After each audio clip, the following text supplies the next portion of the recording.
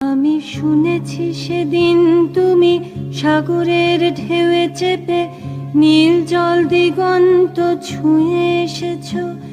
আমি শুনেছি সেদিন তুমি নোনা বালি তীর ধরে বহুদূর বহুদূর হেঁটে এসেছো। আমি কখনো যাইনি জলে, কখনো ভাসিনি নীলে, কখনো রাখিনি চোখ ডানা মেলা গাংচিলে। আবার যেদিন তুমি সমুদ্র স্নানে যাবে, আমাকেও সাথে নিও, নেবে তো আমায়, বলো নেবে তো আমায়।